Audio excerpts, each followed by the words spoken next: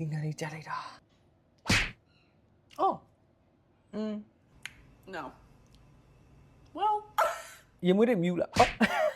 ရေမွေးတွေများလားခေါင်းတွေမူးလာရောပြောခေါင်းတွေမူးပြီးစကားတွေအောင်လွဲကုန်ပြီသူမျက်နေတော့မသိဘူးကျွန်တော်အပြင်သွားရေးဆိုရင်လေ skin လေးဆိုတဲ့ glow နေမှာခန္ဓာကိုယ်လေးဆိုတဲ့မှုရင်းနေမှာနေတတ်တာအဲ့လိုလေးနေနေအောင်လဲကျွန်တော်တစ်ပတ်ကို2ခေါက်3ခေါက်လောက်ရှိမှစကတ်တယ်ပြီးရင်ရေမွေးဆိုလဲအမြဲတမ်းဆွတ်ထားတယ်ကျွန်တော်တို့အမြဲတမ်း skin care တို့ရေမွေးတို့ပြောပြီးဆိုလေလူတိုင်းကိုရီးယားတို့အနောက်တိုင်းတို့ပဲတော်တော်စဉ်းစားနေတာလေဂျပန်နိုင်ငံ skin care တွေလည်းအရန် quality ကောင်းတယ်ဆိုတော့မိနေကြရင်းနဲ့တူတယ်ကျွန်တော်ဒီနေ့သတိပေးနေဟိုဂျပန်နိုင်ငံကထုတ်တဲ့ 7 rin ဆိုတဲ့တစ်စိတ်ကရှိမှစေးရဲ့ရေမွေးလေးရဲ့ကျွန်တော် honest review လေးပေးပြီးလို့7 rin ဆိုတဲ့တစ်စိတ်ကရှိမှစေးရေမွေးရ2မျိုးထုတ်တာလေဒါပေမဲ့ကျွန်တော်ရှိမှစေးအကြောင်းအရင်ပြောပြမယ်သူရှိမှစေးကကျတော့2မျိုးလာတာဒီပန်းအောင်လေးကတော့7 rin moist perfect face mask ဖြစ်ပါတယ်ဒီခင်းအောင်လေးကတော့7 rin rest perfect face mask ဖြစ်ပါတယ်ပန်းအောင်ခင်းအောင်နှစ်ခုလုံးကတော့တနခါပါဝင်နေမြန်မာလူမျိုးတွေကတနခါကြိုက်တဲ့လေးရှိရလေအဲ့တော့မြန်မာလူမျိုးတွေတော်တော်လေးအဆင်ပြေတယ်ဒီနှစ်ခုရဲ့အဓိကကွာခြားမှုကတော့ခင်းအောင်က Centella asiatica နဲ့လောက်တာပန်းရောင်ကကျတော့လိမ္မော်တီးနဲ့လောက်တာကိုယ့်ရဲ့အရေးပြဝက်ချန်လေးပေါက်တက်လေးရှိရဲ့အဖုတွေပေါက်တက်တဲ့နီးတယ်ရောင်ရဲနေဆိုရင်တော့ဒီခင်းရောင်လေးသုံးဘာလို့လဲဆိုတော့ Centella asiatica ကအဲ့ဒါကိုအရင်တက်တာစီရဲ့သူက anti inflammatory ingredient မလို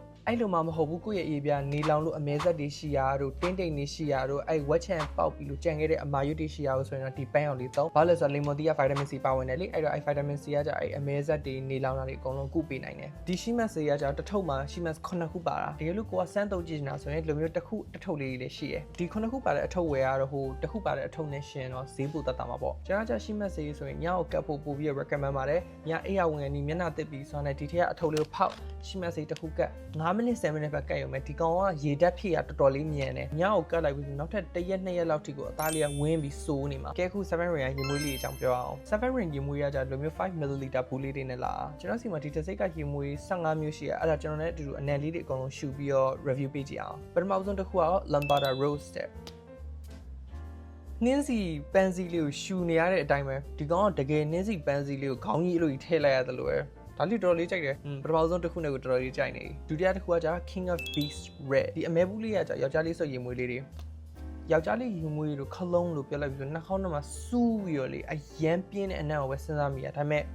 ဒါလေးကတော်တော်လေးကို refreshing ဖြစ်တယ်ဒီလိမ္မော်သီးတို့အဲ lavender တို့အဲ့လိုမျိုးအနံ့လေးတွေနဲ့ရောထားတာတတိယတစ်ခုက Florence EU Fresh တဲ့ဒီရေမွေးနဲ့ဗာနဲ့တူအောင်ဆို luxury hotel lobby တွေသွားပြီဆိုရင်လေဝင်ချင်းမှုေးသွားတဲ့အနံလေးတွေအဲ့အနံလေးနဲ့တူတယ်ရုပ်တက်ဆို luxury hotel မှာတဲပြီးအခုပဲထွက်လာတယ်လို့အဲ့လိုမျိုးအနံလေးရတယ်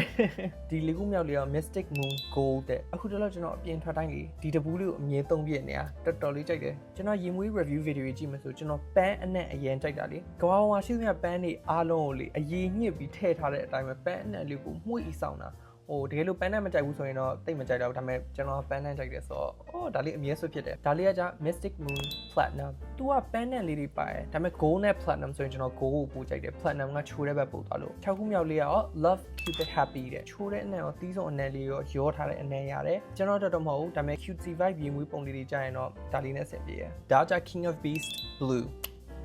ခုန King of Beast Red နဲ့ဆင်တယ် Blue လေးကကြာပို့ပြီး refreshing ဘက်သွားတယ်ဒီ Red လေးကကြာနည်းနည်းရောင်လေးပြင်းတဲ့ဘက်သွားတယ်ရှစ်ခုမြောက်လေးက Coco Delicious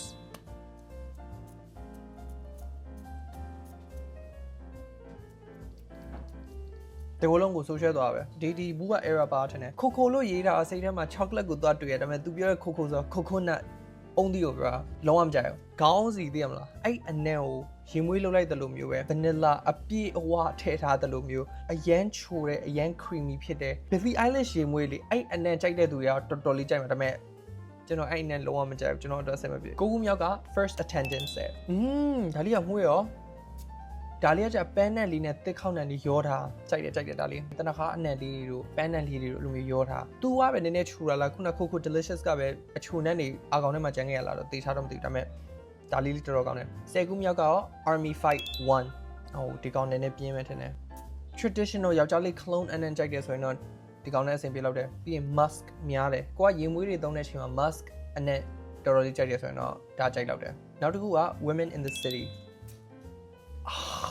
ဒီနားလေးကြားလိုက်တာ Women in the City လို့သာပြောတာဒါကိုရှူတဲ့လုံးဝပန်းချန်နဲ့ရောက်သွားတယ်လို့ဒီအနံ့ကဘာနဲ့ဆင်တော့ဆို Coach Floral အဲ့နဲ့တော်တော်လေးဆင်တယ်နာမည် Women in the City မလို့တော်တယ်လုံးဝပန်းအနံ့လေးကိုမှုေးပြီးတင်းနေရပဲပြီးရင် Army Fight 3တဲ့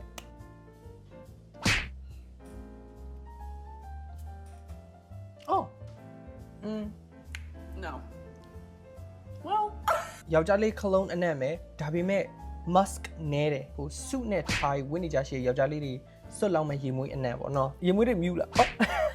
ရေမွေးတွေများလားခေါင်းတွေမူးလာရောပြောခေါင်းတွေမူးပြီးစကားတွေအောင်လွဲကုန်ပြီဒါလေးကကျတော့ sexy rose တဲ့နင် lambada rose ကိုပြန်ရှူကြည့်မလို့အစားနှစ်ခုလုံးက Nancy Van နဲ့ဆိုနှာခေါင်းထဲမှာရောသွားတယ်မတူဘူး lambada rose က Nancy Van နဲ့အပြည့်အဝဟုတ်တယ်ဒါပေမဲ့သူကရောင်လေးခြူတဲ့ဘက်သွားတယ်ဒီ sexy rose ကကျတော့ယောက်ျားလေးရောမိန်းကလေးရောဆိုးလို့ရမယ်အနံ့မျိုးလေးလုံးဝယောက်ျားလေးရေမွေးတဲ့ musk အနံ့လေးရတယ်ဟိုမိန်းကလေးရင်မွေးမှာပါနေကြရှင့်နှင်းစီပန်းနဲ့လည်းပါတယ်နှစ်မျိုးလုံးရောထားနောက်ဆုံးတစ်ခုရောက်ပါပြီဒါလေးကတော့ love me you တဲ့စပယ်ပန်းနဲ့လေးကိုမှုန်းနေတာပဲချက်ချင်းကိုတင်းသွားခုနခေါင်းကိုက်တာရဲ့အကုန်လုံးကိုပျောက်သွားတယ်လို့ပဲ15မျိုးလုံးနဲ့ကကျွန်တော်အကြိုက်ဆုံးလေးတွေရွေးကြည့်အောင်လုံးဝအကြိုက်တကအကြိုက်ဆုံးဆိုရင်တော့ women in the city ကကျွန်တော်အကြိုက်ဆုံးပဲနောက်တစ်ခုကကျ mystic moon gold သူကလည်းအရန်မှုတဲ့အဲ့ flower fragrance ပါတဲ့ luxury ရေမွေးအနံ့လေးတတိယအကြိုက်ဆုံးကဒီ sexy rose ကျွန်တော်ရေမွေးဆိုရင်ယောက်ျားလေးရေမွေးပဲဆိုတယ်မိန်းကလေးရေမွေးပဲဆိုတယ်အဲ့လိုမရှိဘူးဒီကောင်ကကျတော့ double နဲ့မှာနှစ်မျိုးရောထားတဲ့အတိုင်းပဲအဲ့တော့တစ်ခါလေးကျွန်တော်ဘယ်ဟာယူရမလဲမသိရင်ဒါလေးကောက်ဆုပ်သွားလို့ဆင်ပြေရဲ့ကဲအားလုံးက Seven Rain ကထုတ်တဲ့ She Man စေးနဲ့ရေမွေးလေးဖြစ်ပါတယ် She Man ဆိုရင်ရေမွေးရောဈေးသက်သာရဲဆိုတော့လေအဲ့ပေးရအတန်နဲ့သိလားကျွန်တော်ခုပြသွားတဲ့ပစ္စည်းလေးဝယ်တင်နေဆိုရင်တော့ Seven Rain Facebook page ကနေမှာလို့ရပါတယ်နော်ကဲအဲ့တော့ဗီဒီယိုလေးကဒါပဲကြည့်ရတော့ကျေးဇူးအများကြီးတင်ပါတယ် like comment နဲ့ follow လုပ်ပေးပါ bye